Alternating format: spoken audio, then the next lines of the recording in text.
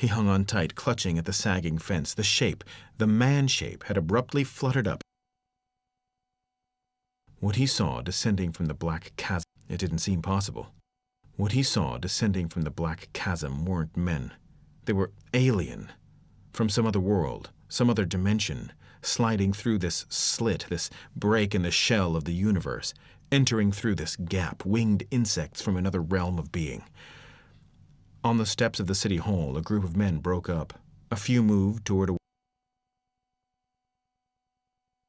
They had wings. For a long time, Lois watched them. For a long time, Lois watched, crouched behind a sagging fence in a pool of scummy water. They were landing, coming down in groups, landing on the roof of the city hall and disappearing inside. They had wings, like giant insects of some kind. They flew and fluttered and came to rest, and then crawled, crab fashion, sideways across the roof and into the building. He was sickened and fascinated. Cold night wind blew around him and he shuddered. He was tired, dazed with shock. On the front steps of the city hall were men, standing tired, dazed with shock. On the front steps of the city hall were men, standing here and there, groups of men coming out of the building and halting for a moment before going on. Were there more of them? It didn't seem possible. What he saw descending from the black chasm weren't men. They were alien, from some other world, some other dimension, sliding through this slit, this break in the shell of the universe, entering through this gap, winged insects from another realm of being. On the steps of the city hall, a group of men broke up. A few moved toward a waiting car. One of the remaining shapes started to re-enter the city hall. It changed its mind and turned to follow the others. Lois closed his eyes in horror. His senses reeled. He hung on tight, clutching at the sagging fence. Follow the others. Lois closed his eyes in horror. His senses reeled. He hung on tight, clutching at the sagging fence. The shape, the man shape, had abruptly fluttered up and flapped after the others. It flew to the sidewalk and came to rest among them. Pseudo-men. Imitation men. Insects with the ability to disguise themselves as men. Like other insects familiar to Earth. Protective coloration. Mimicry. Lois pulled himself away. Mimicry. Lois pulled himself away. He got slowly to his feet. It was night. The alley was totally dark, but maybe they... It was night. The alley was totally dark, but maybe they could see in the dark. Maybe... Dark, but...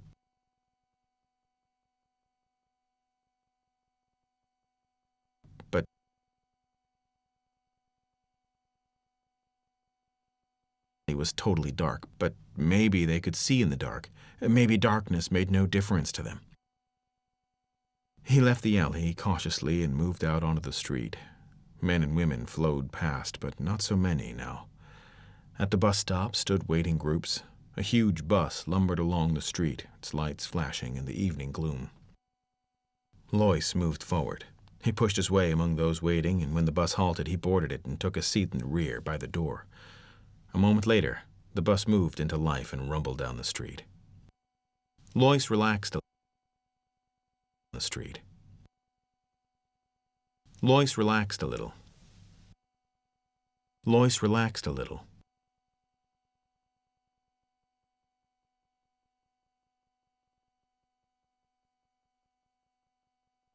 Lois relaxed a little. He studied the people around him, dulled, tired faces, people going home from work, quite ordinary faces. None of them paid any attention to him. All sat quietly, sunk down in their seats, jiggling with the motion of the bus. The man sitting next to him unfolded a newspaper. He began to read the sports section, his lips moving. An ordinary man, blue suit, tie, a businessman or a salesman, on his way home to his wife and family.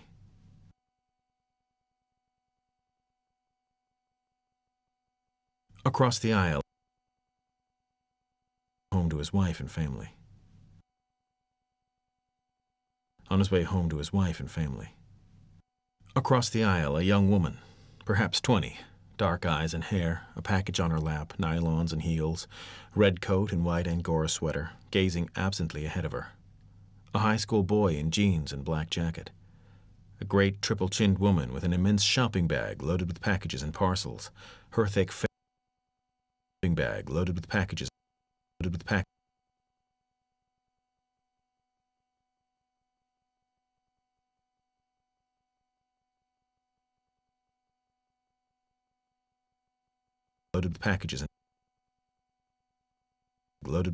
and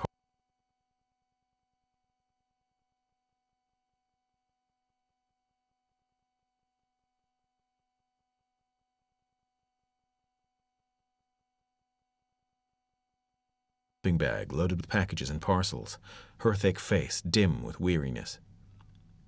Ordinary people, the kind that rode the bus every evening, going home to their families, to dinner. Going home with their minds dead, controlled, filmed over with the mask of an alien being that had appeared and taken possession of them, their town, their lives, himself, too, except that he happened to be deep in his cellar instead of in the store. Somehow, he had been overlooked. They had missed him. Their control wasn't perfect, foolproof. Maybe there were others. Hope flickered in Lois. They weren't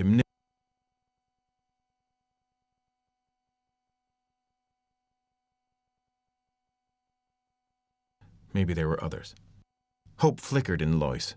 They weren't omnipotent. Oh man, that's a word. Hope flickered in Lois. They weren't omnipotent.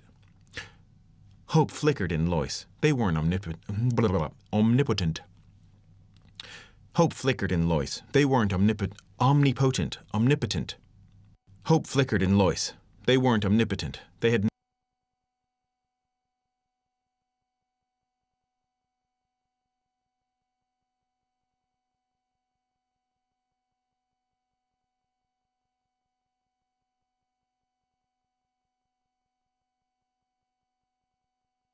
Hope flickered in Lois.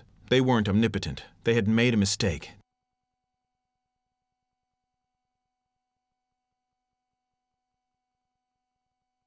They weren't omnipotent. They had made a mistake, not got control of him.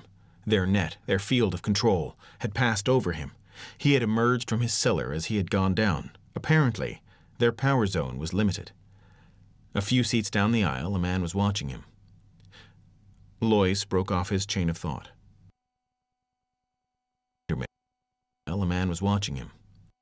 Lois broke off his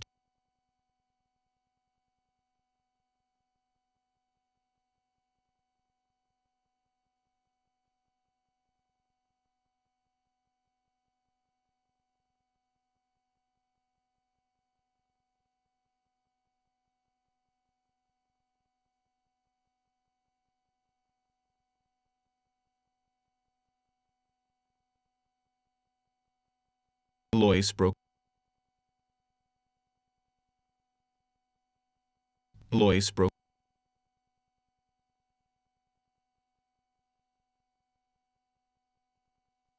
Lois broke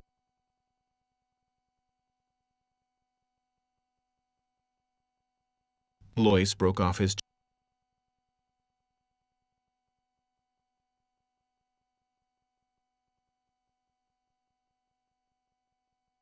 man was watching him. Lois broke off his chain of thought. A slender man with dark hair and a small mustache, well-dressed, brown suit and shiny shoes, a book between his small hands. He was watching Lois, studying him intently. He turned quickly away. Lois tensed. He turned quickly away. Lois tensed. One of them? Or another they had missed? The man was watching him again. Small, dark eyes, alive and clever. Shrewd. A man too shrewd for them. Or one of the things itself, an alien insect from beyond. The bus halted. An elderly man got on slowly and dropped his token into the box. An elderly man got on slowly and dropped his token into the box. He moved down the aisle and took a seat opposite Lois. The elderly man caught the sharp-eyed man's gaze. For a split second, something passed between them. A look, rich with meaning. Lois got them. A look, rich with meaning. Lois got to his feet. The bus. Rich with meaning. Lois got to his feet. The bus was moving. He ran to the door, one step down into the well. He yanked the emergency door release. The rubber door swung open. "Hey!" the driver shouted, jamming on the brakes. "What the hell?" Lois squirmed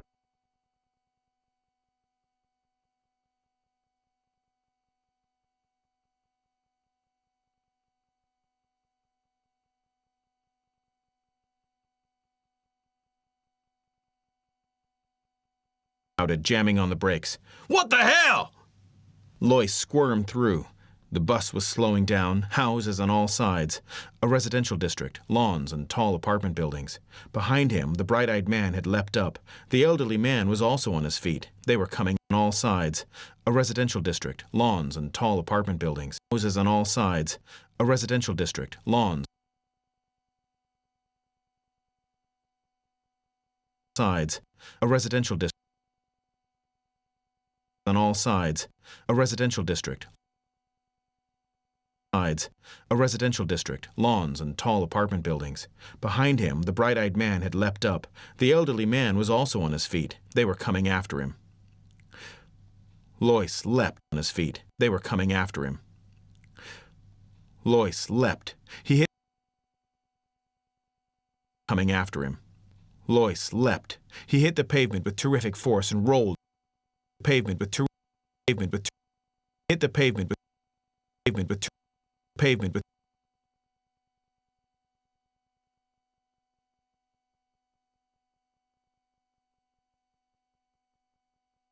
pavement with pavement with pavement pavement with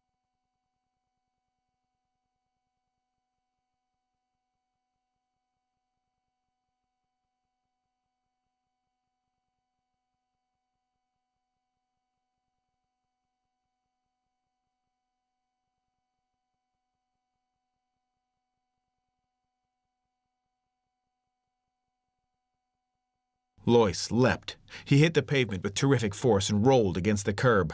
Pain lapped over him, pain and a vast tide of blackness. Desperately, he fought it off. He struggled to his knees and then slid down again. The bus had stopped. People were getting off. Lois groped around. His fingers closed over something, a rock, lying in the gutter. He crawled to his feet, grunting with pain. A shape loomed before him. A man, the bright-eyed man with the book. Lois kicked. The man gasped and fell. Lois loomed before him. A man, the bright-eyed man with the book. Lois kicked. The man gasped and fell. Lois brought the rock down. The man screamed and tried to roll away. "Stop! For God's sake, listen!"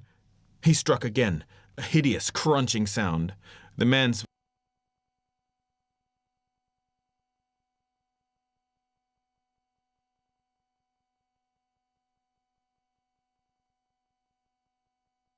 roll away. "Stop! For God's sake, listen!" He struck again, a hideous, crunching sound. The man's voice cut off and dissolved in a bubbling wail. Lois scrambled up and back. The others were there now, all around him. He ran, awkwardly, down the sidewalk, up a driveway. None of them followed him. They had stopped and were bending over the inert body of the man with the book, the bright-eyed man who had come after him. Had he made a mistake? But it was too late to worry about that. He had to get out, away from them, out of Pike.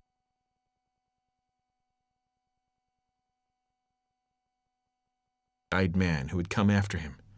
Had he made a mistake? But it was too late to worry about that. He had to get out, away from them, out of Pikeville, beyond the crack of darkness, the rent between their world and his.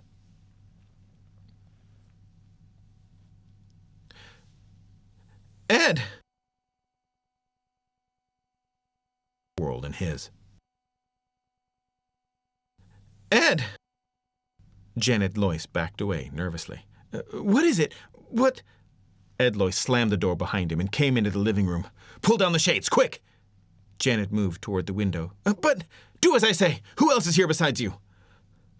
Nobody, just the twins. They're upstairs in their room. What's happened? You look so strange. Why are you home? Ed locked the front door. He prowled around the house, into the kitchen. From the drawer under the sink, he slid out the big butcher knife and ran his finger along it. Sharp. Plenty sharp. He returned to the living room. "Listen to me," he said. "I don't have much time. They know I escaped." Living room. "Listen to me," he said. "I don't have much time. Listen to me," he said. "I don't have much time.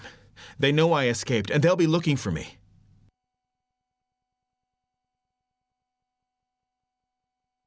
"Escaped?" Janet's face twisted with bewilderment and fear.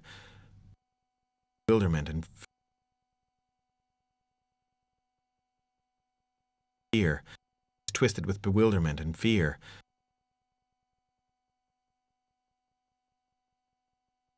With bewilderment and fear.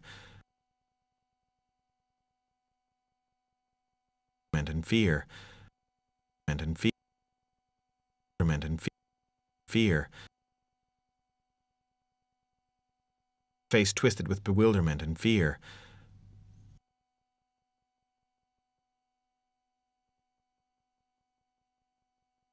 And fear. Bewilderment and fear. Who?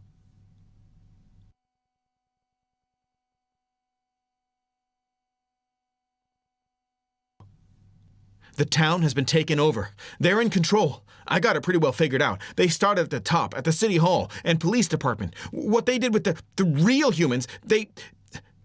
What are you talking about? We've been invaded from some other universe, some other dimension. What are you talking about? We've been invaded from some other universe, some other dimension. They're insects, mimicry, and more. Power to control minds. Your mind. My mind? My mind? Their entrance is here, in Pikeville. They've taken over all of you. The whole town, except me.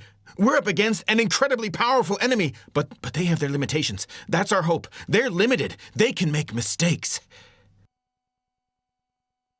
Janet shook her head. I don't understand, Ed. You must be insane. Insane? No, just lucky. If I hadn't been down in the basement, I'd be like all the rest of you. Lois peered out the window. But I can't stand here talking. Get your coat. My coat? We're getting out of here. Out of Pikeville. We gotta get help. Fight this thing. They can be beaten. They're not infallible. It's gonna be close, but we may make it if we hurry. Come on! He grabbed her arm roughly. Get your coat and call the twins. We're all leaving. Don't stop to pack. There's no time for that. White-faced, his wife moved towards the closet and got down her coat. Where are we going? Ed pulled open the desk drawer and spilled the contents out onto the floor. He grabbed up a road map and spread it open. They'll have the highway covered, of course, but there's a back road to Oak Grove. I got onto it once. It's practically abandoned. Maybe they'll forget about it. The old ranch road? Good Lord, it's completely closed. Nobody's supposed to drive over it. I know. Ed thrust the map grimly into his coat. That's our best chance. Now call down the twins and let's get going. Your car is full of gas, isn't it? Janet was dazed. The Chevy? I had it filled up yesterday afternoon. Janet moved towards the stairs. Ed, Call the twins! Ed unlocked the front door and peered out. Nothing stirred. No sign of life. All right so far. Come on down. All right so far. Come on downstairs, Janet called in a wavering voice. We're going out for a while. Now? Now? Tommy's voice came. Hurry up! Ed barked. Get down here, both of you! Tommy appeared at the top of the stairs. I was doing my homework. We're starting fractions. Miss Parker says if we don't get this done...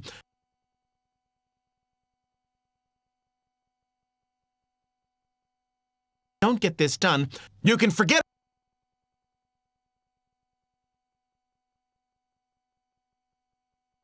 about... you can forget about fractions! Ed grabbed his son as he came down the stairs and propelled him toward the door. Where's Jim?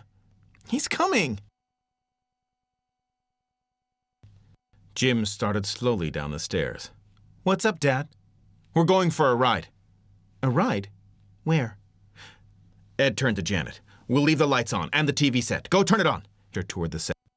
Ed turned to Janet. "We'll leave the lights on and the TV set. Go turn it on." He pushed her toward the set. "So they'll think that we're still—" He heard the buzz and dropped instantly, the long butcher knife out. Sickened, he saw it coming down the stairs at him, wings a blur of motion as it aimed itself. It still bore a vague resemblance to Jimmy. It was small, a baby one. A brief glimpse, the thing hurtling at him, cold, multi-lensed, inhuman eyes. Wings, body still clothed in yellow t-shirt and jeans. The mimic outline still stamped on it. A strange half-turn of its body as it reached him. What was it doing? A stinger. Lois stabbed wildly at it. It retreated, buzzing frantically. Lois rolled and crawled toward the door. Tommy and Janet stood still as statues, faces blank, watching without expression. Lois stabbed again.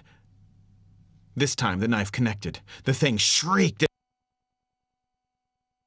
Lois stabbed again. This time the knife connected. The thing shrieked and faltered. It bounced against the wall and fluttered down. Something lapped through his mind. A wall of force, energy, an alien mind probing into him. He was suddenly paralyzed. The mind entered his own, touched against him briefly, shockingly, an utterly alien presence settling over him, and then it flickered out as the thing collapsed in a broken heap on the rug.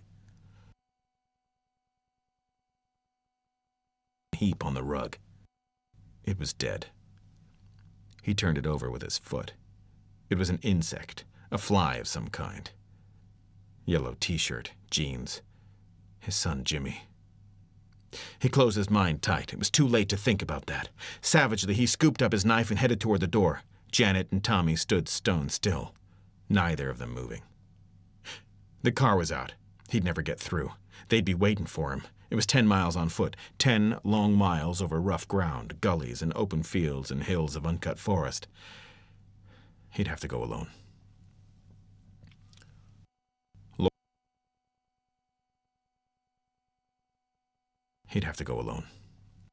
Lois opened the door. For a brief second, he looked back at his wife and son. Then he slammed the door behind him and raced down the porch steps. A moment later, he was on his way, hurrying swiftly through the darkness toward the edge of town.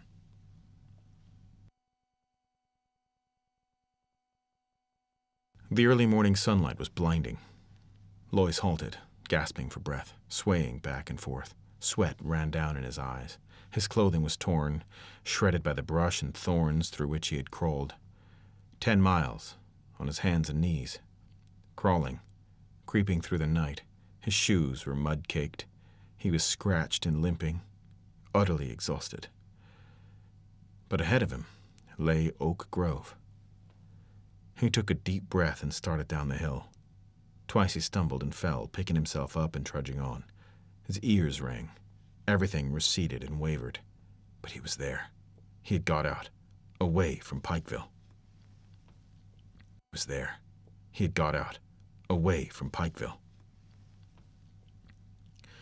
A farmer in a field gaped at him. From a house, a young woman watched in wonder. Lois reached the road and turned onto it. Ahead of him was a gasoline station and a drive-in. A couple of trucks, some chickens pecking in the dirt, a dog tied with a string. The white-clad attendant watched suspiciously as he dragged himself up to the station. Thank God! He caught hold of the wall. I didn't think I was going to make it. They followed me most of the way. I could hear them buzzing and flitting around behind me.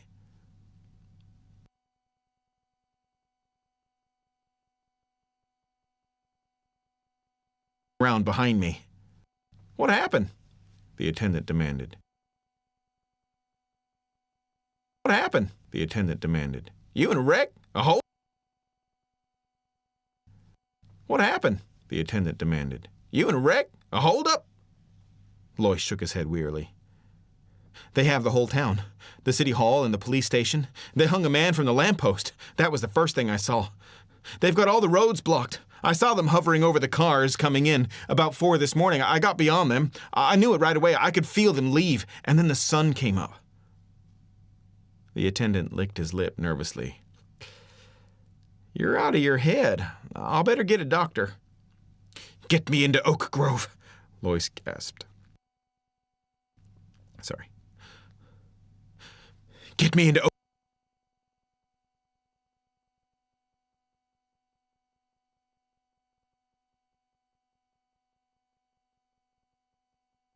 I'll better get a doctor. Get me into Oak Grove, Lois gasped. He sank down on the gravel. We've got to get started. Cleaning them out. Got to get started right away.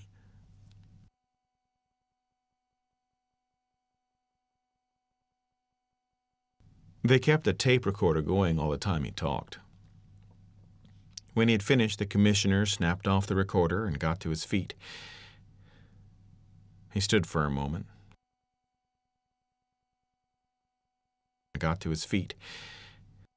He stood for a moment, deep in thought.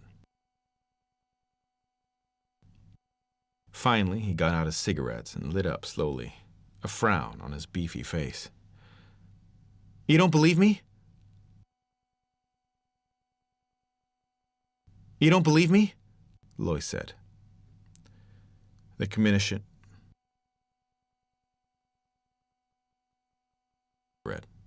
said. The commissioner offered him a cigarette. Lois pushed it impatiently.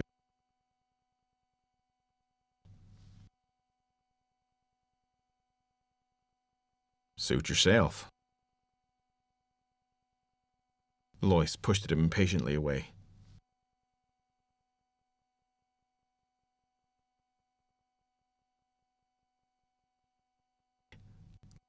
You don't believe me? Lois said. The commissioner offered him a cigarette. Lois pushed it impatiently away. Suit yourself. The commissioner moved over to the window and stood for a time. Suit yourself.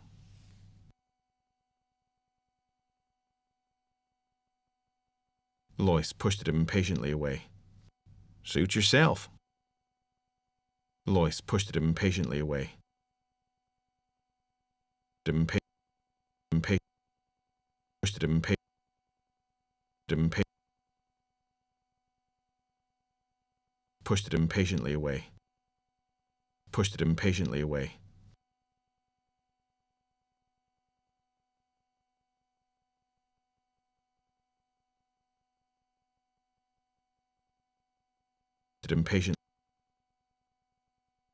Pushed it impatiently away. Suit yourself.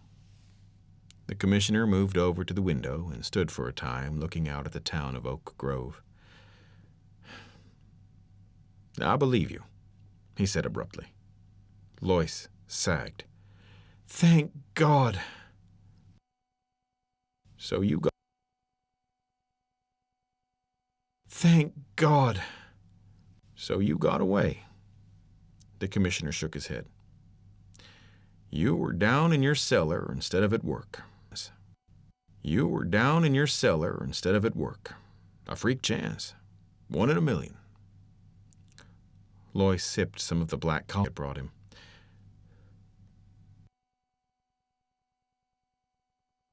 1 in a million. Lois sipped some of the black coffee they had brought him.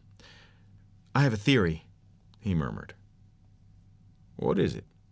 About them, who they are. They take over one area at a time, starting at the top, the highest level of authority, working down from there in a widening circle. When they're firmly in control, they go on to the next town. They spread, slowly, very gradually. I think it's been going on for a long time. A long time. A long time. Thousands of years. I don't think it's new. I don't think it's new. Why do you say that? When I was a kid.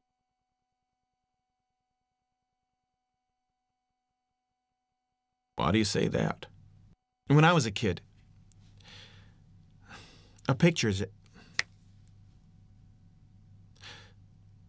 When I was a kid, a picture they showed us.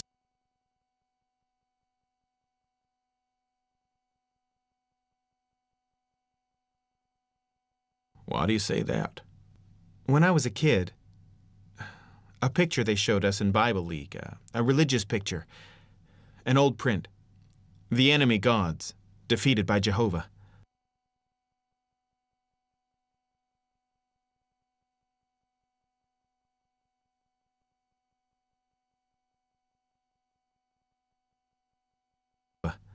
Moloch, Beelzebub, Moab, Balaam, Ashtaroth.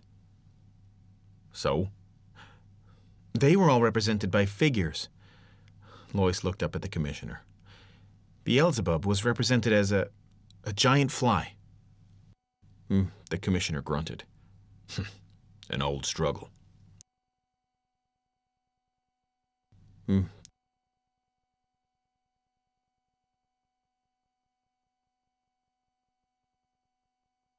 Fly. The commissioner grunted. An old struggle. They've been defeated. An old struggle. They've been defeated. The Bible is an account of their defeats. They make gains, but finally they're defeated. Why defeated? They can't get everyone. They're defeated. Why defeated? They can't get everyone. They didn't get me, and they never got the Hebrews. The Hebrews carried the message to the whole world. The realization of the danger. The two men on the bus, I think they understood, had escaped like I did. He clenched his fists. I killed one of them. I made a mistake. I was afraid to take a chance. The commissioner nodded. Yeah, they undoubtedly had escaped, as you did. Freak accidents. But the rest of the town was firmly in control. He turned from the window. Well, Mr. Lois, you seem to have figured everything out. Not everything. The hanging man. The dead man hanging from the lamppost. I don't understand that. Why? Why did they deliberately hang him there?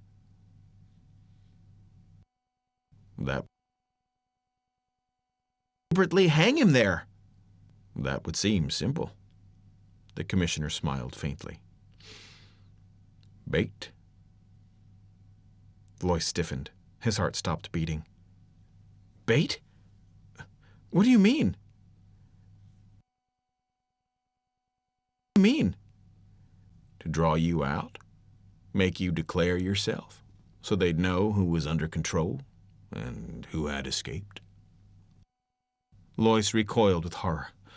Then they expected failures. They anticipated... He broke off. They were ready with a trap. And you showed yourself. You reacted. You made yourself known. The commissioner abruptly moved toward the door. Come along, Lois. There's a lot to do. We must get moving. There's no time to waste. Lois started slowly to his feet.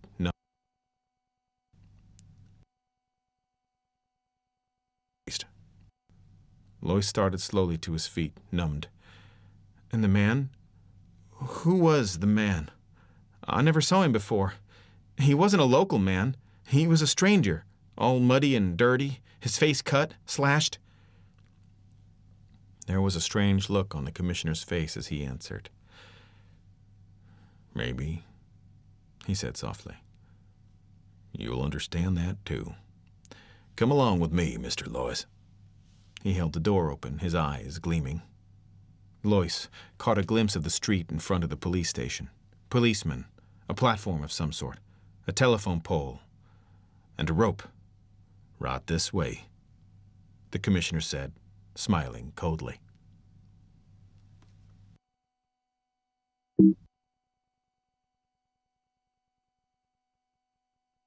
Smiling coldly. As the sun set, the vice president of the Oak Grove Merchants Bank came up out of the vault, threw the heavy time locks, put on his hat and coat, and hurried outside onto the sidewalk. Only a few people were there, hurrying home to dinner. Night, the guard said, locking the door after him. Good night, Clarence Mason murmured. He started along the street toward his car. He was tired. He had been working all day down in the vault, examining the layout of the safety deposit boxes to see if there was room for another tier. He was glad to be finished. At the corner, he halted. The streetlights had not come on yet. At the corner, he halted.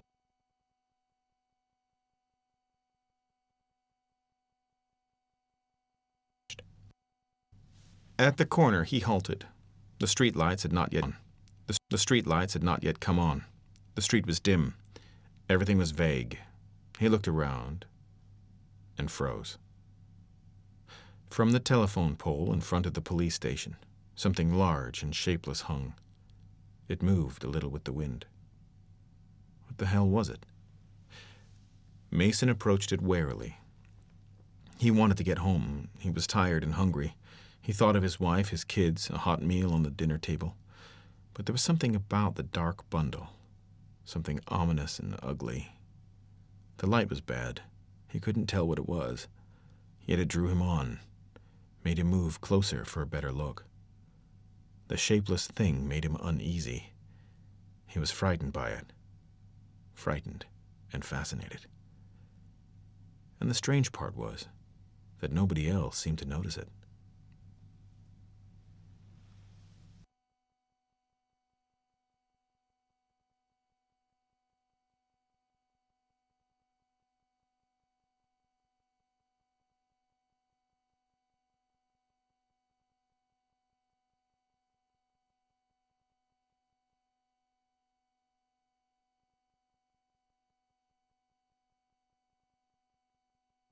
Toward his car.